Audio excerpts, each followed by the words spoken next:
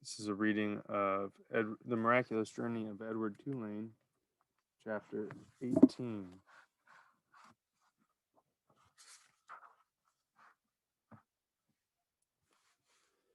Bryce and Sarah Ruth had a father. Early the next morning, when the light was gray and uncertain, Sarah Ruth was sitting up in bed coughing, and the father came home. He picked Edward up by one of his ears and said, "I ain't never." "It's a baby doll," said Bryce.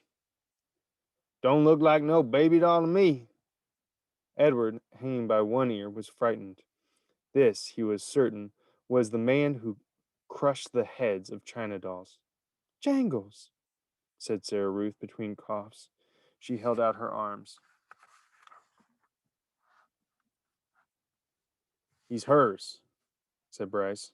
"He belongs to her." The father dropped Edward on the bed, and Bryce picked up the rabbit and handed him to Sarah Ruth. "It don't matter anyway," said the father. "It don't make no difference, none of it." "It does so matter," said Bryce. "Don't you sass me," said the father. He raised his hand and slapped Bryce across his mouth, and then he turned and left the house. "You ain't got to worry about him," said Bryce to Edward. "He ain't nothing but a bully, and besides, he don't hardly ever come home." Fortunately, the father did not come back that day. Bryce went out to work, and Sarah Ruth spent the day in bed, holding Edward in her lap and playing with a box filled with buttons.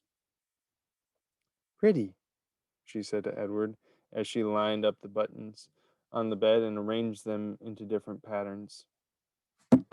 Sometimes, when the coughing fit was particularly bad, she squeezed Edward so tight that he was afraid he would crack in two. Also, in between coughing fits, she took to sucking on one or the other of Edward's ears. Normally, Edward would have found intrusive, clingy behavior of this sort very annoying, but there was something about Sarah Ruth. He wanted to take care of her. He wanted to protect her.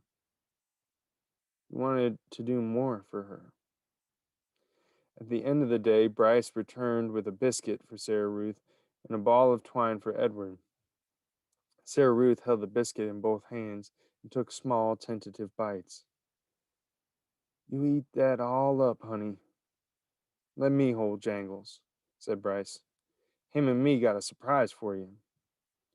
Bryce took Edward off in a corner of the room, and with his pocket knife he cut off lengths of twine and tied them to Edward's arms and feet, and then tied the twine to sticks of wood. "See, all day I've been thinking about it," Bryce said. "What we're going to do is make you dance. Sarah Ruth loves dancing. Mama used to hold on to her and dance around the room."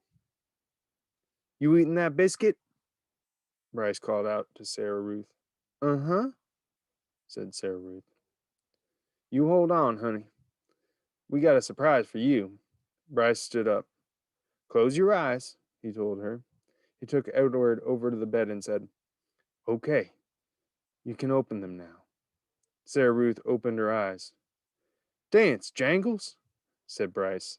And then, moving the strings with the sticks with his one hand, Bryce made Edward dance and drop and sway, and the whole while, at the same time, with his other hand, he held on to the harmonica and played a bright, lively tune.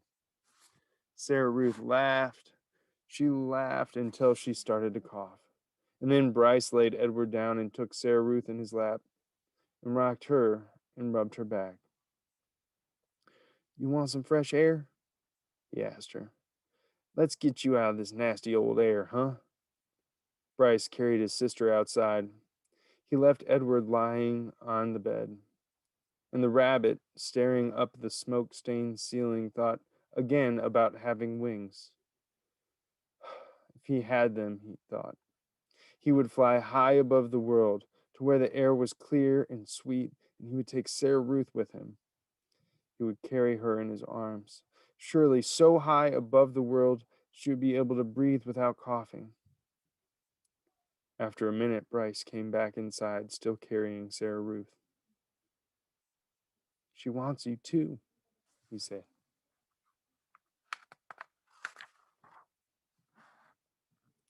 Jangles, said Sarah Ruth. She held out her arm.